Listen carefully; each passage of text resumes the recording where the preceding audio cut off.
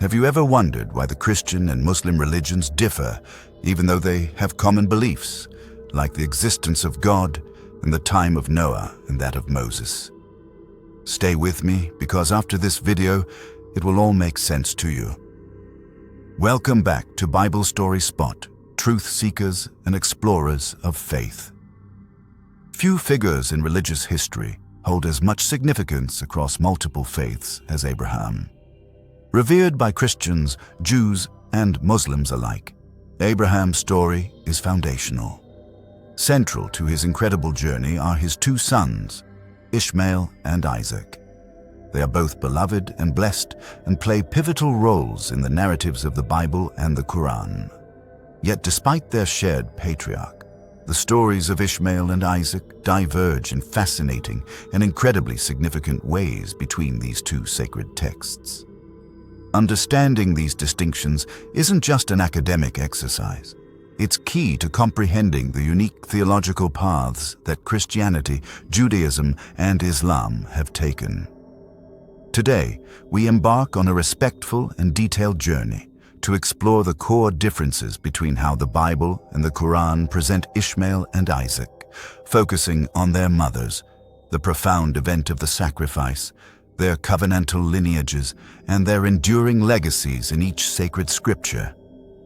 Before we dive into this crucial comparison, if you're ready to explore these foundational stories with an open mind, please take a moment to like this video, share it, and subscribe to Bible Story Spot for more in-depth biblical education and insights into faith. Let's begin at their very origins, specifically the mothers of these two pivotal sons. In the Bible, specifically in the book of Genesis, the lineage is obvious. Ishmael is explicitly identified as the son of Abraham and Hagar, who was Sarah's Egyptian servant. He was Abraham's firstborn son. This occurred when Sarah, believing she could not conceive, suggested that Hagar bear a child for Abraham. Isaac, on the other hand, is clearly identified as the son of Abraham and Sarah, Abraham's barren wife, born miraculously in their old age as a fulfillment of God's promise. The Quran, while also acknowledging both sons as gifts from Allah to Abraham, is less explicit about the mother's roles in the birth accounts within the text itself. However, Islamic tradition aligns with the biblical account, confirming Hagar as Ismail's mother and Sarah as Ishaq's mother. The Quran's emphasis is primarily on the sons themselves and their prophetic roles. This brings us to arguably the most significant point of divergence between the two scriptures: the pivotal event of the sacrifice. Both traditions narrate Abraham's willingness to sacrifice a beloved son at God's command, but which son was to be offered differs fundamentally. In the Christian Bible, as detailed in Genesis chapter 22, known as the al-Adha, or the binding in Jewish tradition, it is Isaac who is the designated son. God's command is stark and specific. Take now your son, your only son Isaac, whom you love, and go to the land of Moriah and offer him there as a burnt offering. This narrative is central to understanding obedience, faith, and foreshadowing God's ultimate sacrifice in Christian theology. Isaac is the promised son, the son of the covenant, and his near sacrifice is seen as a test of Abraham's ultimate trust in God, with God ultimately providing a ram as a substitute. In the Islamic Quran, specifically in Surah As-Safat, chapter 37, the story of Abraham's dream commanding him to sacrifice his son is narrated. Abraham tells his son, "O my son, indeed I've seen in a dream that I must sacrifice you."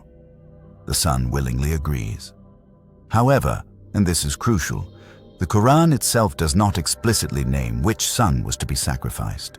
But overwhelming Islamic tradition and scholarly consensus firmly identify the son as Ishmael. This tradition is widely accepted and forms a core part of Islamic identity, with Eid al-Adha, the festival of sacrifice, commemorating this event, believed to have occurred near Mecca, a place central to Ismail's story. Like the biblical account, Allah ultimately ransoms the son with a great sacrifice, implying a substitute was provided. This difference is profound, influencing theological interpretations of lineage, covenant, and sacrifice in both faiths. This leads us directly to the covenantal lineage and the paths of promise. In the Christian Bible, Isaac is unequivocally established as the covenantal heir.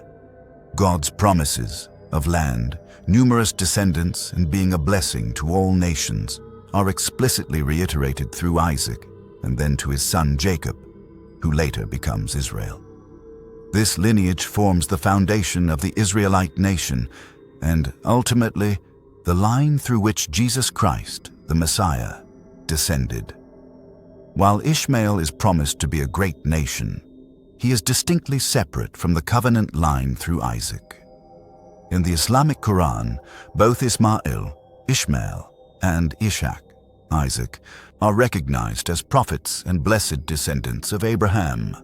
However, the Quran, along with Islamic tradition, places significant emphasis on Ismail's lineage as the one through whom the Prophet Muhammad descended. Ismail is also strongly associated with the building or rebuilding of the Kaaba in Mecca, making him a foundational figure for the Arab nation and the spiritual center of Islam. So, while Isaac's line is honored, Ismail's line holds particular significance for the Islamic faith. Finally, their subsequent narratives and prominence within each scripture also unfold differently. In the Bible, after Isaac's birth and the establishment of the covenant through him, Ishmael and his mother Hagar are sent away from Abraham's household. Ishmael settles in the wilderness, becomes an archer, and fathers 12 princes. He is present at Abraham's burial. His descendants are generally associated with various Arab peoples.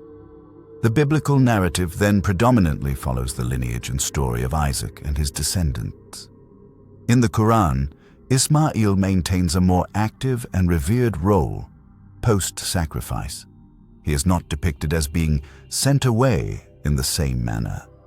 Instead, he is celebrated as a prophet and is central to the establishment of Mecca as a holy city, helping Abraham build the Kaaba. His prominence underscores his unique role in Islamic tradition.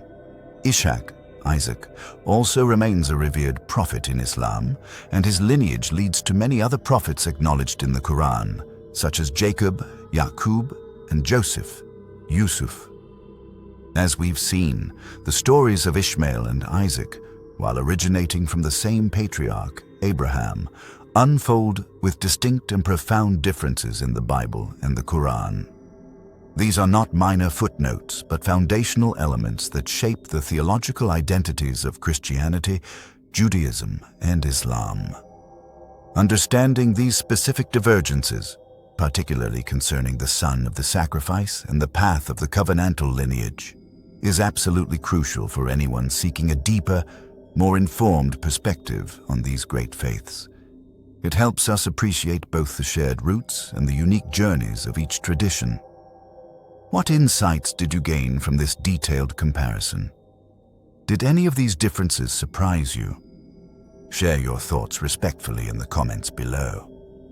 If this deep dive has helped you understand these foundational narratives better, please take a moment to like this video, share it with those who might benefit, and subscribe to Bible Story Spot for more in-depth biblical education and explorations into faith. Thank you for watching.